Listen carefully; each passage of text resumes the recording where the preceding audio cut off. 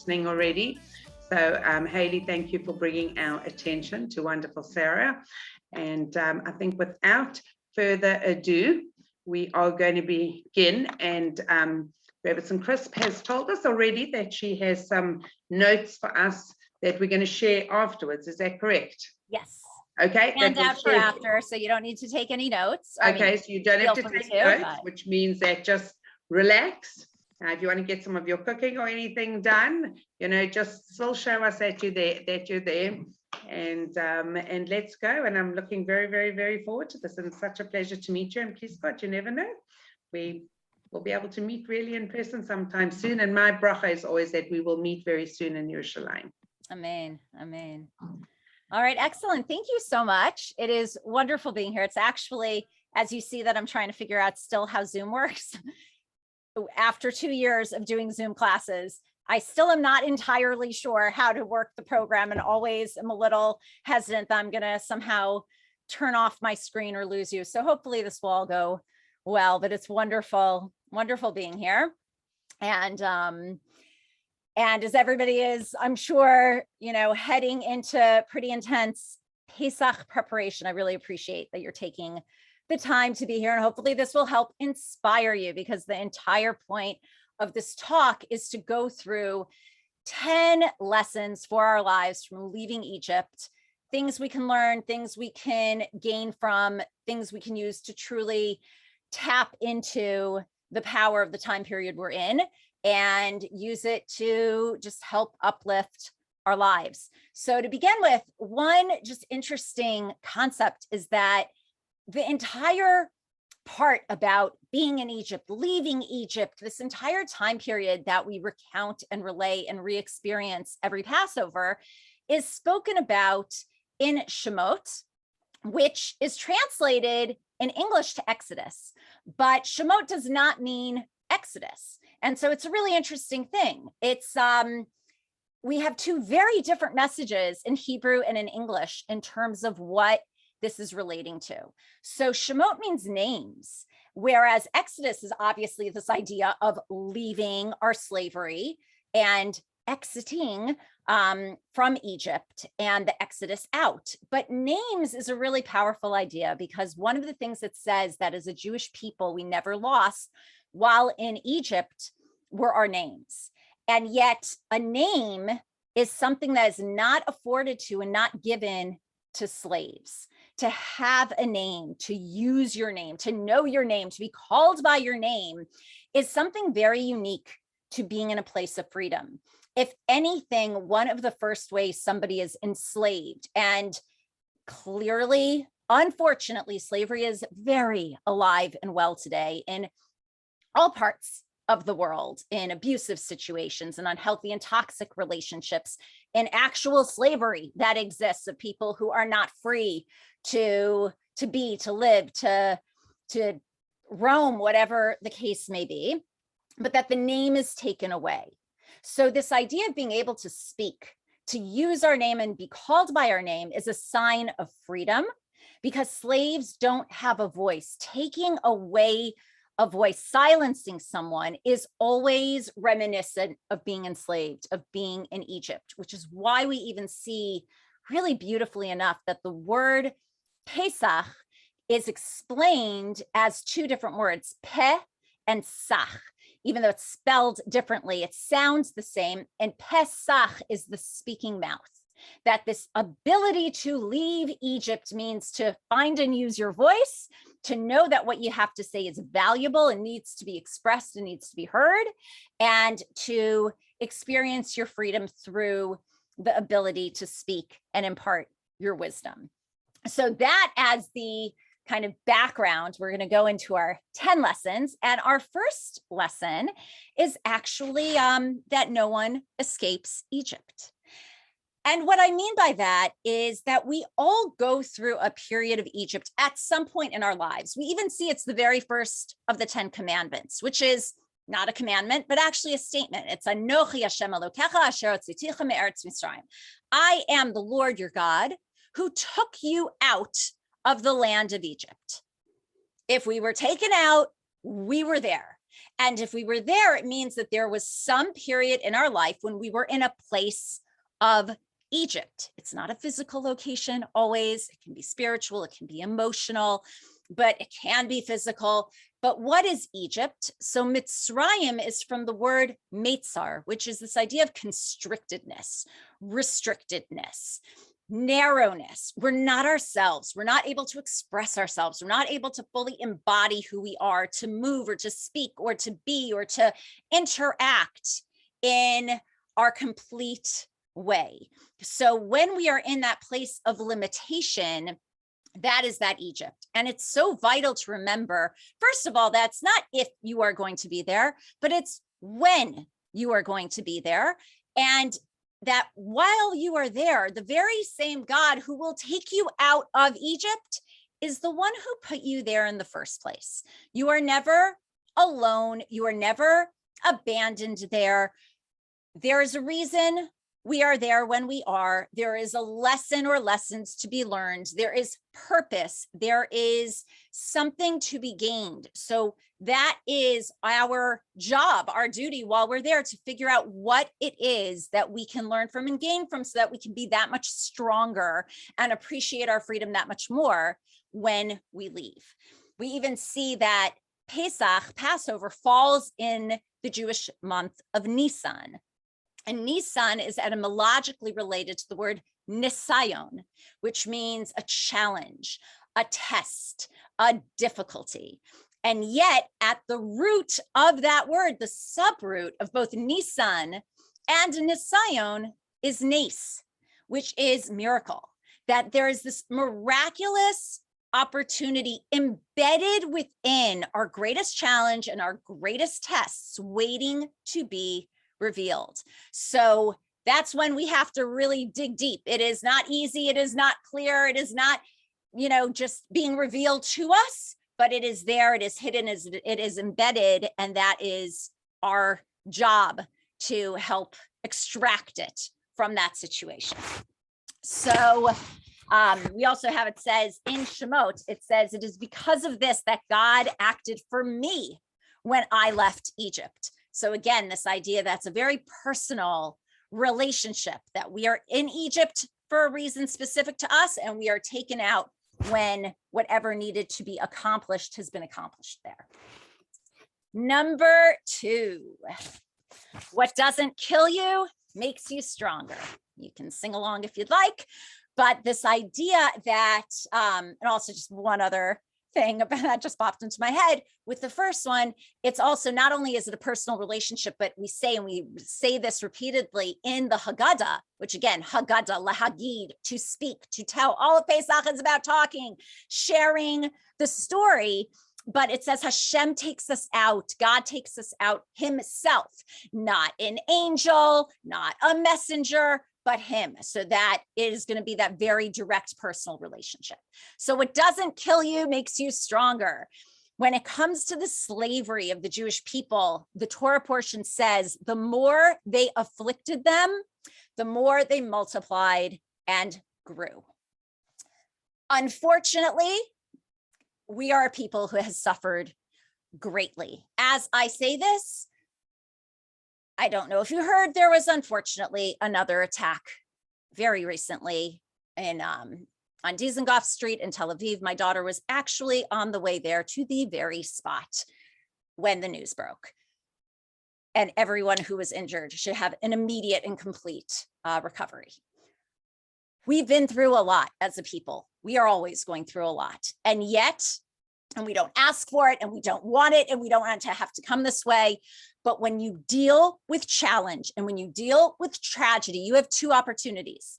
You can give up, or you can use that to become that much stronger, that much more resilient, that much more empathetic, that much more caring, that much more passionate about doing what you need to do, what you deserve to do, what you have the right to do, and seeking that true freedom. And we're still seeking that true freedom. There's a very powerful quote from a Greek poet named, I wrote down his name, Greek poet Dinos, not wearing my glasses. You might get some words wrong here. And the quote is, they tried to bury us, but they didn't realize we were seeds. That as a Jewish people, whatever comes our way, whatever is thrown at us, we utilize it to be that much better, to come out that much more resilient through that process. Number 3, passion can overcome fear. If we believe strongly enough, we won't even see the potential barriers. So now when we recount how the entire kind of story begins, we have a really interesting situation where there's a little girl and Miriam, and when the decree comes out that all of the baby boys are going to be thrown in the Nile and killed, many people had the response and the reaction that it simply was too dangerous, too terrifying, too risky to give birth to children, because if they had a baby boy, that baby boy would be killed. So Miriam decided to take upon herself, when she learned that her parents had separated, to have the mighty awkward conversation, let's say, to convince them that they should continue having children. And her argument was that by not being willing to conceive and give birth, not only will the baby boys never be born, but the baby girls won't as well. That we're now taking a horrible decree and expanding it to include the baby girls as well. So she used this argument, and in her passion and in her focus and in knowing that her message was right, even though she was not the ideal messenger for it, that she was going to overcome anything in her way to get this message across. That was what she argued to her parents. They recognized that, of course, she was right. They reunited together. That is how Moshe was conceived. And the story continues from there. Again, this idea of Pesach, the speaking mouth, through her willingness to say what needed to be said, it was heard. And there's a beautiful concept that words from the heart enter the heart. When you say something with the right intention, when you say something coming from a pure, loving, good place, it is received as such, even if you don't have the right words, and even if you're not sure you're the best person to say it, and even if you're definitely not the right person to say it, the right message will come along. Number 4 is learn to be flexible and switch roles. So we have a lot of switching that goes on. We have Miriam, who actually needs to act more like in a parenting or sibling or adult role, even though she's a child. We have, Moshe's mother, who has to go from being a mother to really being, a wet nurse. She's now going to nurse her own child rather than being able to raise him. We have this idea of the midwives who are switching roles and doing what needs to be done to save these babies. All these different, we have, Miriam as well, who then becomes the one who is going to broker the deal with the daughter of Paro to be able to allow a situation where his mother can still have him and nurse him. So all of this is showing that, it's when we're flexible, when we recognize the situation is not playing out the way we envisioned, not how we wanted it, we're not in the role we necessarily want, but clearly there's a reason and there is an opportunity and there is some purpose for why it's working out this particular way. I have a friend who, this was now many, many years ago and actually coincided with Pesach, with Passover, interestingly enough. But she had a very, very high risk pregnancy. This is going back now probably 20 years maybe. And she gave birth very, very early. This was actually when we were living in Israel. She gave birth I believe in like her 6th month. At the time when she had her baby, no baby had ever really survived more than 24 hours at this very young state in gestation. She gave birth, and her baby was obviously unbelievably small, many challenges. Lungs hadn't been developed. Most vital organs had not been developed yet at this point. And yet this baby boy survived the birth, survived the few days after. It was touch and go every minute of every day. He ended up living for 6 weeks, which was truly a miraculous amount of time. He actually passed away the day Erev Seder, going into Passover that evening.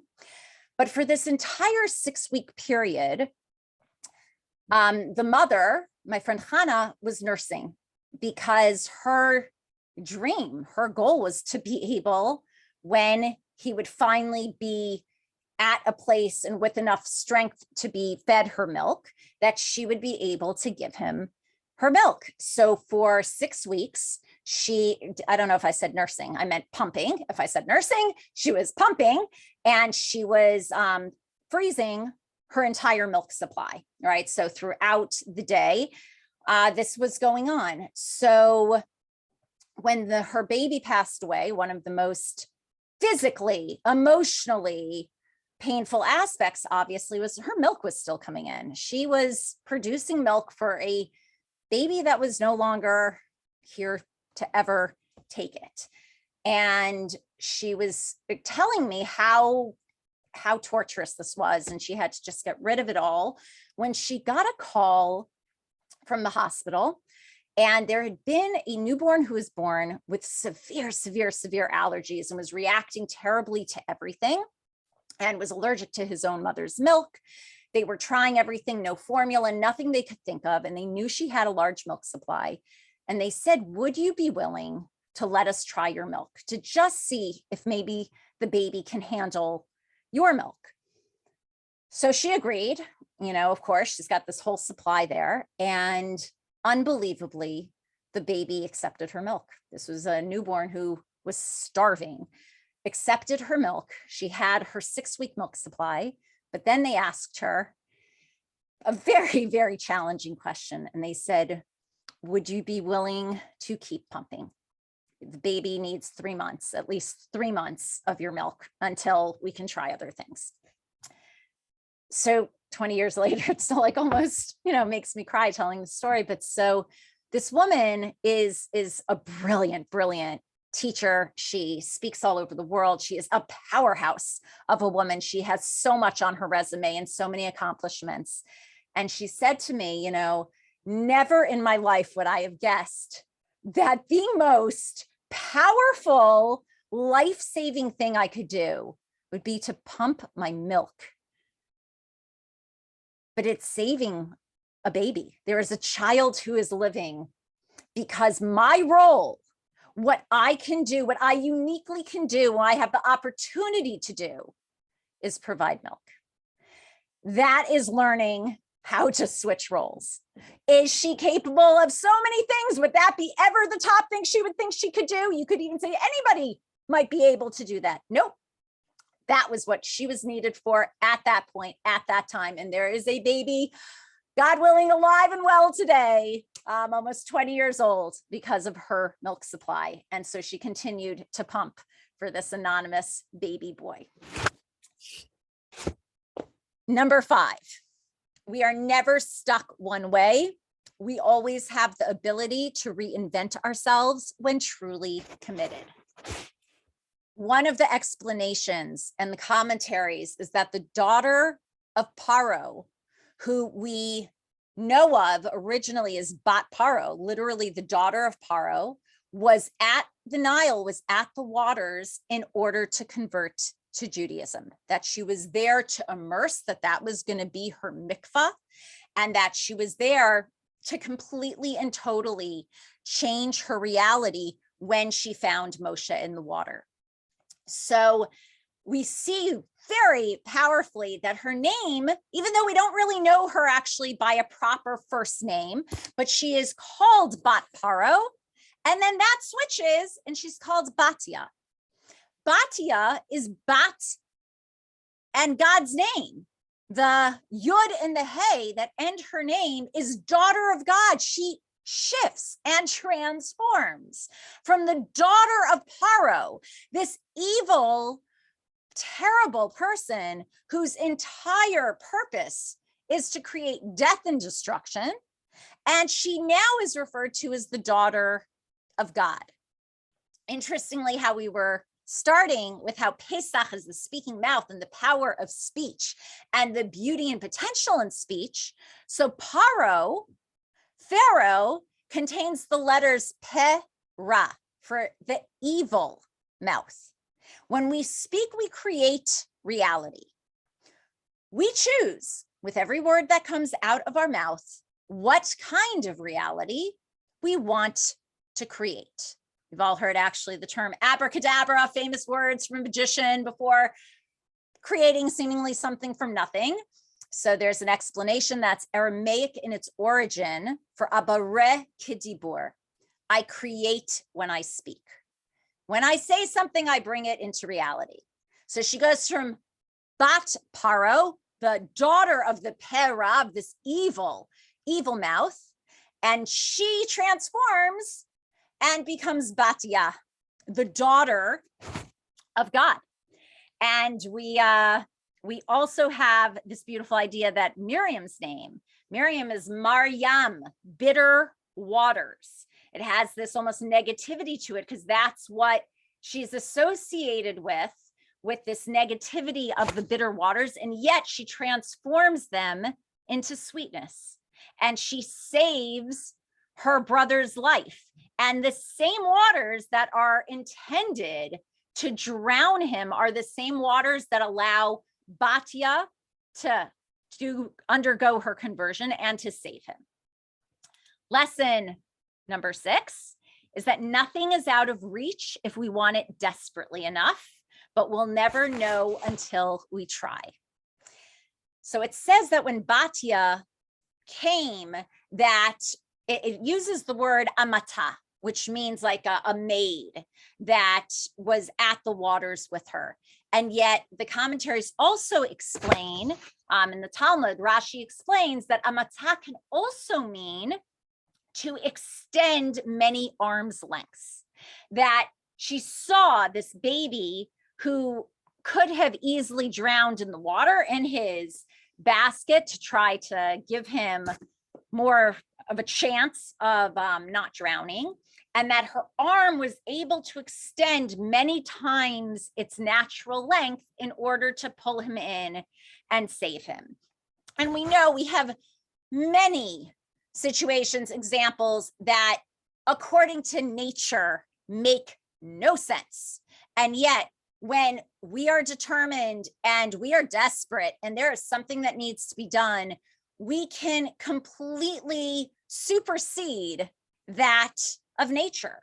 Even the whole idea of Pesach is from Pasicha as well. It's this idea of jumping, of being able to skip over what would be the natural way of getting somewhere.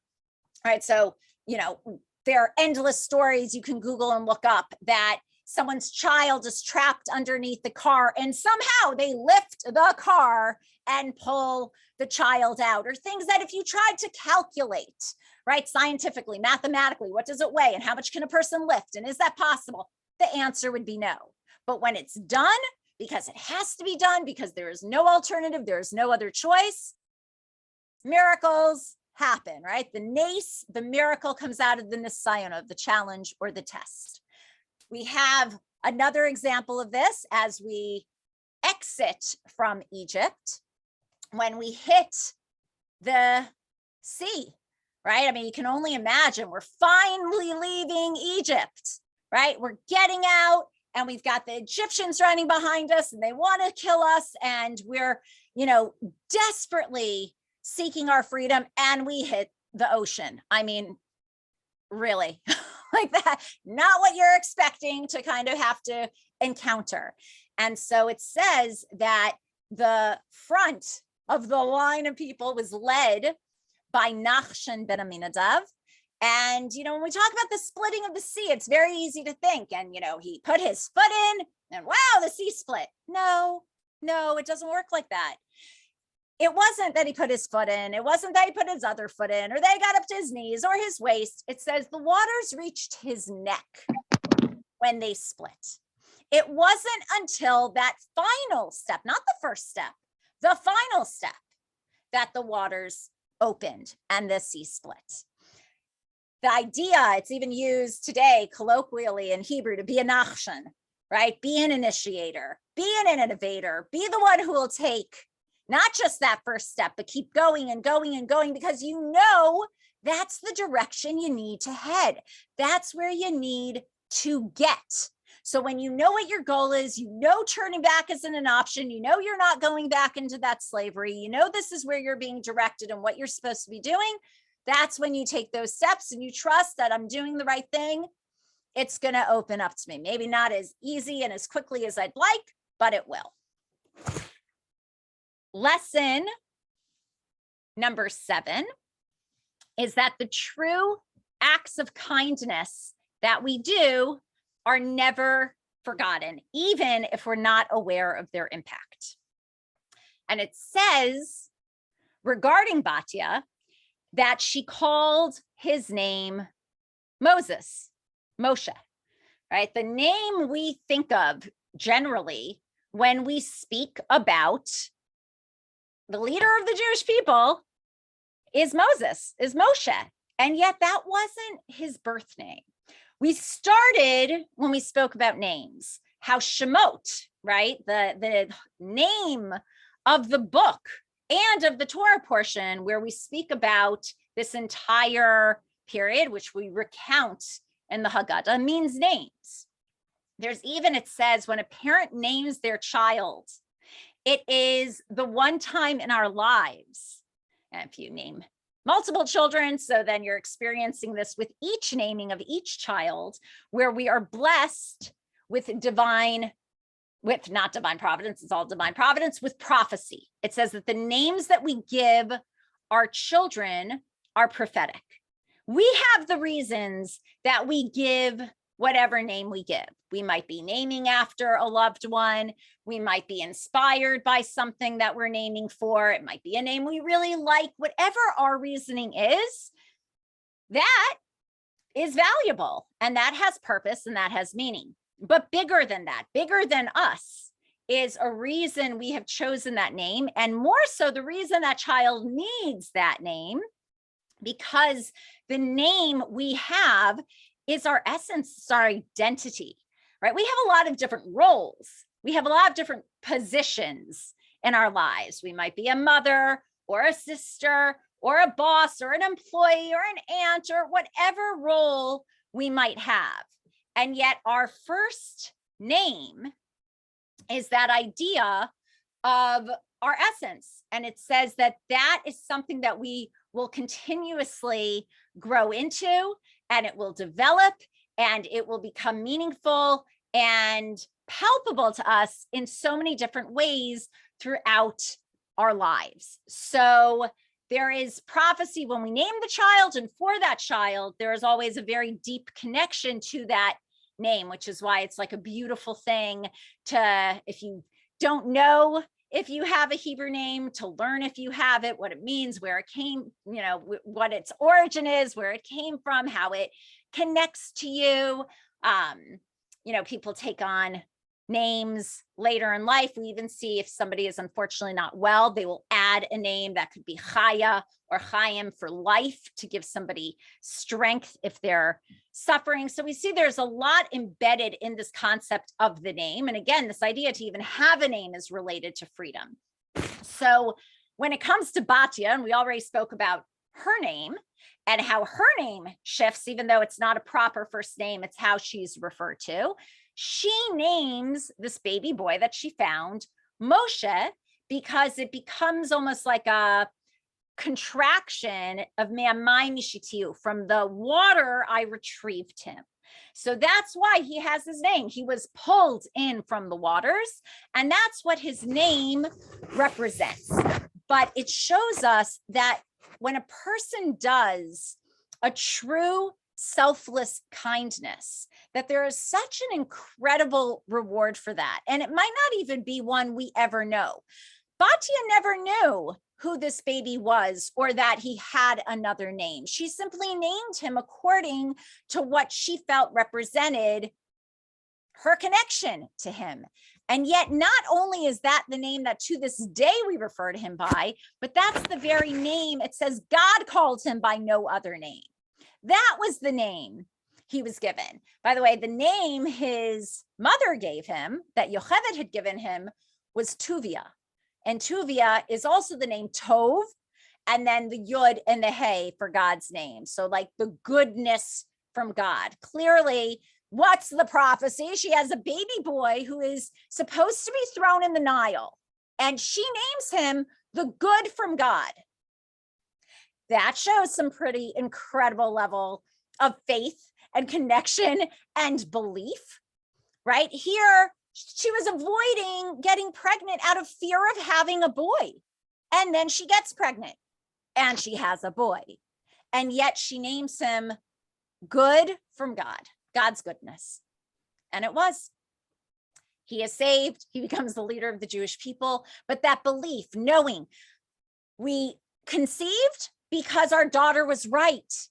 She told us something we needed to hear.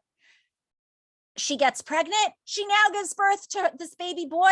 There's a purpose. There's a reason. There's something bigger that I can't understand. It is my nisayon. It is my challenge. It is my test. But now I'm going to work towards figuring out what that lesson is, where that miraculous opportunity can be revealed.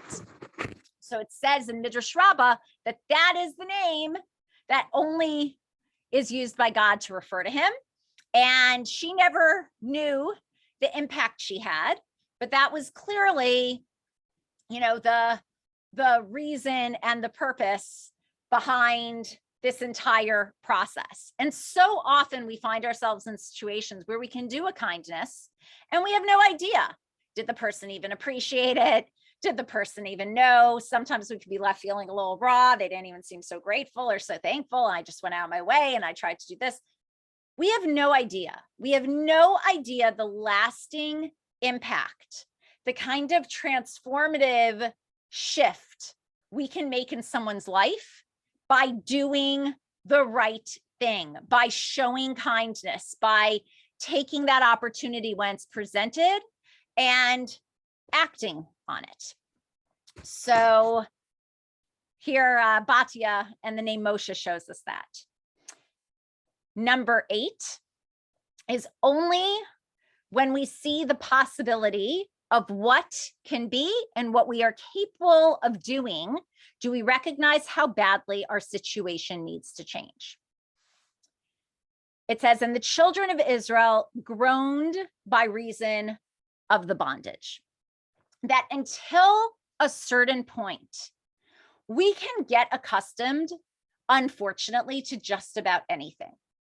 And we might not even realize how negative or toxic or unhealthy or bad our situation is, or how vitally it needs to shift and to change. So it says that the children of Israel were so deeply sunk in their state of exile that they couldn't even sense it. But it was only when the first budding of their redemption began, and that when that started to emerge, that they could begin to feel the depth of their suffering. And that's from Chidushei Harim, that it wasn't until they saw what could be that they realized how bad their situation was.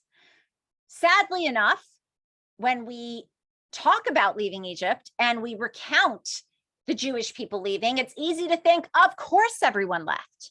Not everyone left. Not everyone wanted to go.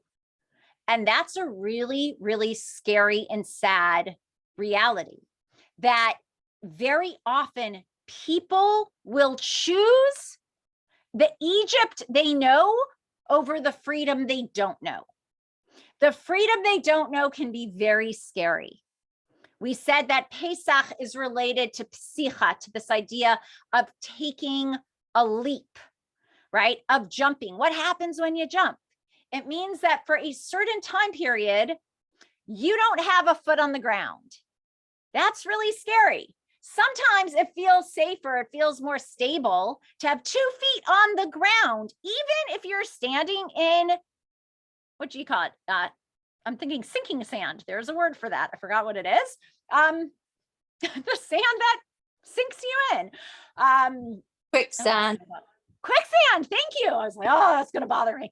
Okay, quicksand. Yes, you can be standing in quicksand, totally sinking down, but you got both feet on the ground.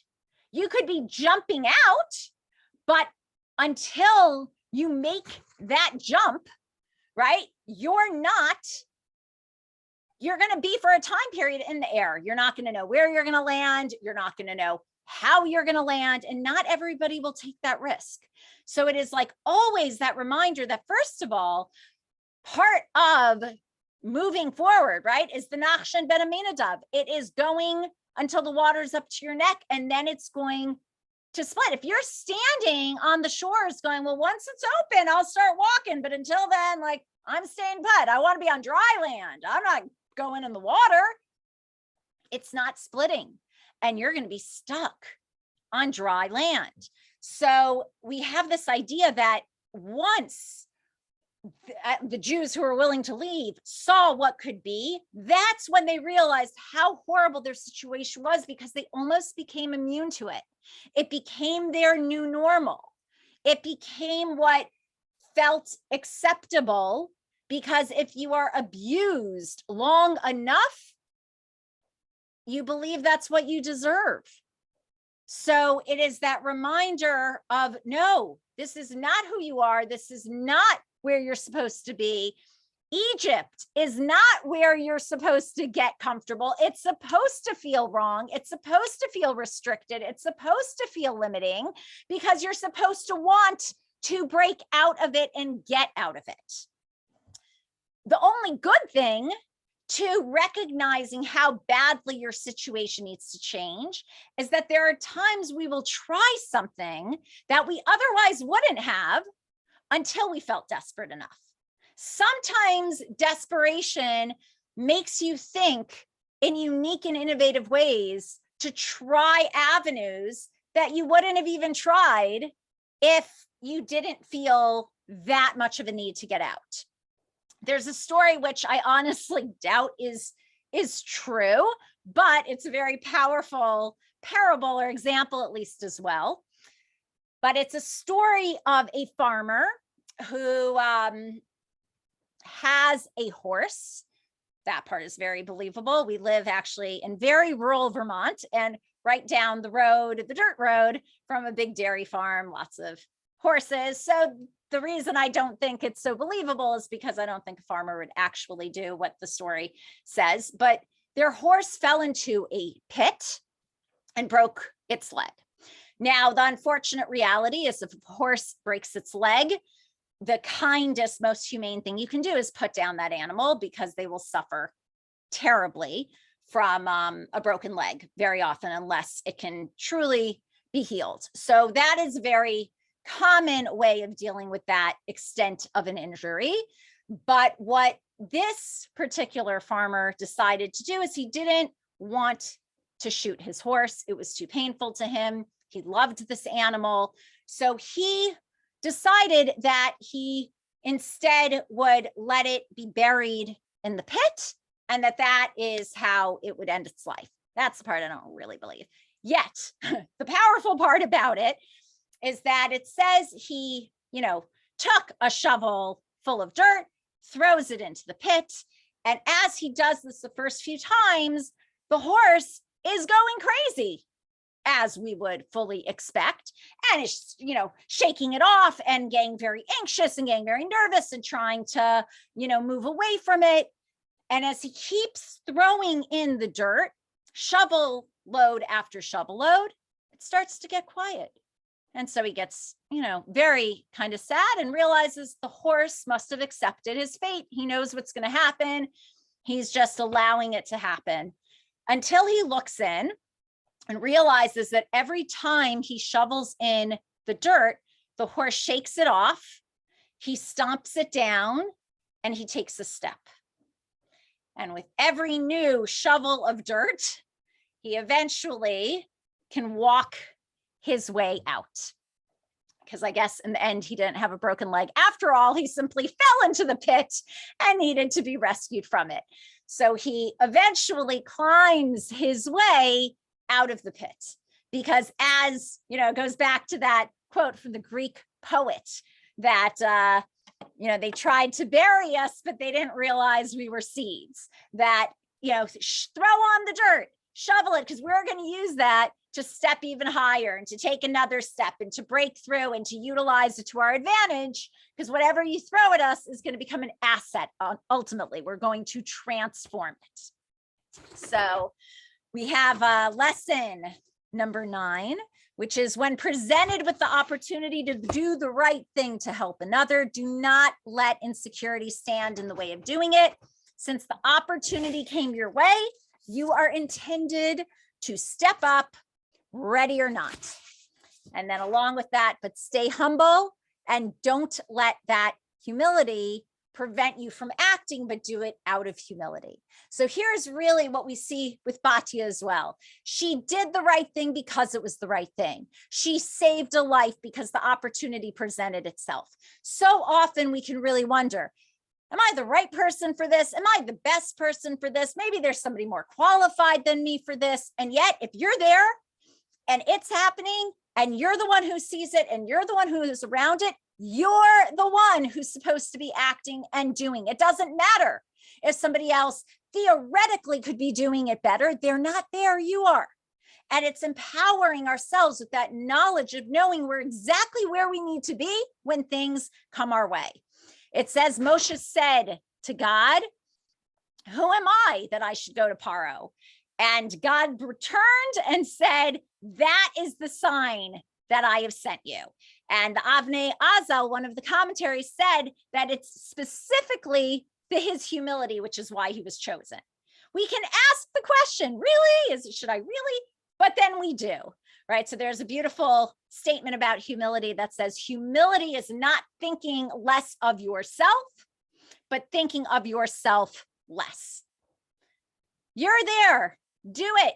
Do the right thing. Don't be looking around. Recognize, you can't imagine how many people give up tremendous opportunities because they're so sure someone else should maybe be doing it instead of them, even though they're the ones there. It's actually one of the biggest lessons. If you're ever in an emergency situation, they train you, they teach you. One of my daughter's a firefighter, and just some of the training included that you need to point to somebody and give them a very specific direction, because otherwise everybody's going to assume somebody else is going to do it. There can be an emergency. I know it's not 911 in England. In America, it's 911, your emergency number, right? Whatever it is in England. Did anybody call? Did anybody call the fire department? Do you have any idea how many houses burned down with witnesses? No one called. Everyone assumed someone else did. So part of what's done in an emergency is pointing it out. Hey, you in the black jacket, I need you to go get towels. I need you in the white skirt. Go get me water. Because they're standing there. That's your role. That's your job. It doesn't matter that somebody else could run faster or do that. You're there. Do it. So it says that there's a great story in Ma'ayana Shel Torah is the source for it, and says the story is told of 2 brothers, both disciples of the Rebbe of Lublin, who served as Hasidic Rebbes. So both of these brothers were Hasidic Rebbes. One enjoyed a large following, while the other had few disciples. Said the second brother to the first, I don't understand. We are both disciples of our late master. We are both equally great in learning and piety. So why do so few Hasidim come to me while so many seek you out? Replied the other, I too ask the same question. Why do they come to me instead of to you. But it seems, my brother, that in both of our cases, our question is also our answer. They don't come to you because you can't understand why they don't come to you. And they come to me because I can't understand why they come to me. So that idea that humility, when tempered in a healthy and balanced way, thinking not less of ourselves, but of ourselves less, is truly the draw for these opportunities. We even see beautifully enough that when Moshe is asked to do something directly in Vayikra, and he called, it is throughout the Torah, every single Hebrew letter presents itself in two different forms. There's the regular form, but then there's the large letter, the enlarged one, and the tiny one, the smaller one. So it says Vayikra has the small aleph, because when he's spoken to directly, he's filled with such a sense of humility. Right. So, and then we'll end with number 10, but there's a beautiful news story I read a few years back, which told of, there was a guy who just got released from prison, and he was on his way home, literally out of jail and heading home for the first time after serving for whatever crime he had committed. And he heard crying, he heard screaming, and it turns out, I don't know why I happen to have two well stories today, but this little child fell into a well. He fell into, there was like an open pothole or something on the ground, and he had fallen in, and it was like the sewer. It was actually where all of the toilets kind of ran into. And this guy, without a second thought, jumped in and saved this child's life. And when he came out, and he was called a hero, and how did he do it? And here was a guy who's an ex-con. It would be so easy to label him, and, the drudge of society, and, what value and worth, and look at whatever terrible deed he committed to land himself there in the first place. And yet, when he was asked, he was called a hero, and he said, "I'm not a hero. I was there. And it had to be done. So I did it." Like, to him, it was just so simple. It was so pure. It was so true. There's a child in need of help, and I was right there. I jumped in. It didn't matter that I was jumping in to the toilet, community toilet. I did what I had to do. Right. So no ego, no, just motivated by the opportunity was there and presented itself. And final lesson number 10 is, we can say that we're not strong enough, we're not good enough, we're not smart enough to do something, but we cannot say that God is not. So we have to remember we are never alone. So it says that Moshe had a further objection after he started. And let's keep in mind, we're talking about speaking, right? He's being sent to be the speaker. He has a lisp.